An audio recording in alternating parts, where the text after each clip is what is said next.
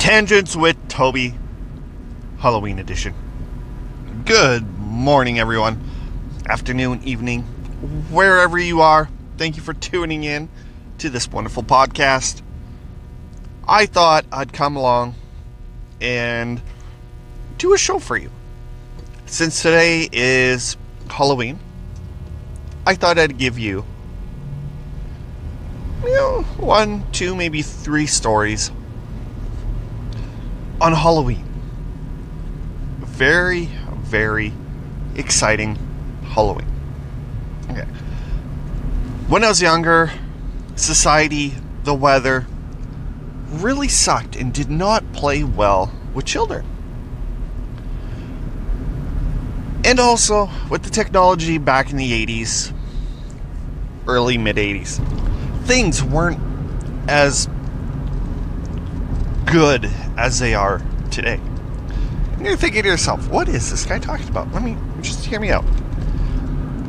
The kids back in the day, you'd go to the store and you would have the bagged costumes, which they have today. The only difference is you had half-assed costume with a plastic mask of whatever costume you had. So if you had Batman, you had the full face, you had a piece of elastic going from the one side to the other, stapled. Right? The only catch with Halloween back in the day was you expected snow in early to mid-October and it to last until March. So some of these costumes and everything more or less had to fit over top of your snowsuit. So there's you. If you picked a costume that fit over your snowsuit, that was great. If not, the mask was your identity on who you were.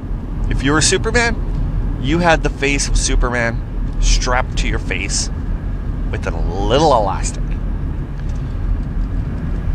It was so interesting because it was so cold, like it was in the minus 20s in some cases, that your mask, you go out, you sneeze, the mask would shatter into millions of pieces, would break, the string would pop off just because it was horrible.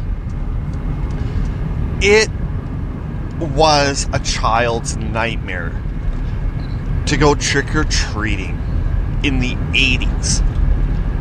And you're thinking to yourself, well, just go get something better, like mask-wise. The catch is, the plastic masks were basically the standard for masks back in the day, that Dollarama or Dollar Tree masks had better plastic and better strength, everything like that, better look, better feel than the mid-80s. That's how far we've come along with developing different things. Like, it just blows me absolutely away. So you have horrible masks, you have winter, and your costume, more or less 75% chance of not fitting over top of your Halloween or your winter clothes. So that was it. So next thing you know, halfway through, you're going up to doors going, trick or treat! I'm Superman! Where's your mask? It broke. So it absolutely sucked. But fun time wise, it was great.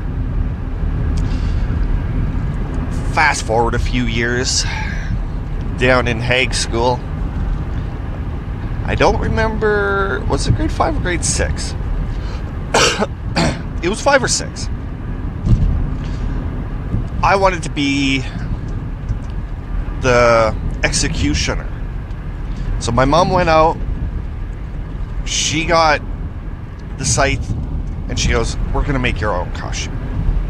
Well, talk about, it was good. The idea was there. There was just a few things that didn't line up properly, and to this day, I thank my mom, because that Halloween was probably one of my top 2 favorite Halloweens of all time. True, the costume didn't look as good as this other kid who actually got his mom and dad to purchase the costume from an actual store.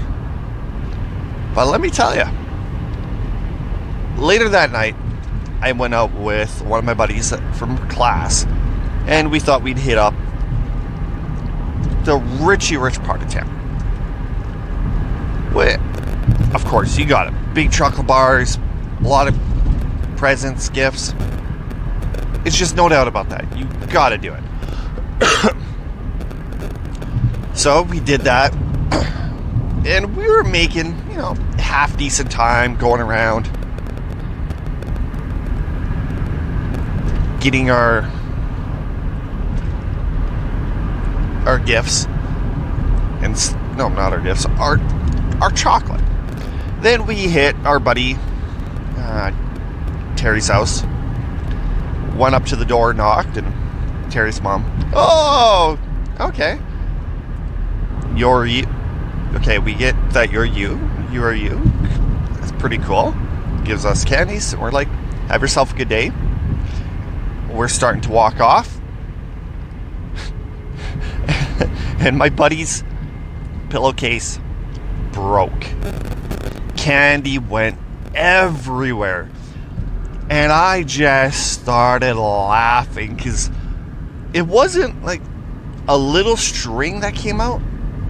It was literally the whole bag decided to just dump everywhere on Terry's yard. It was unbelievable. Just immaculate, like freaking hilarious. So of course I went back, used the telephone. Terry's mom gave us pillowcases. Here, pick it up, go have fun, and la-di-da.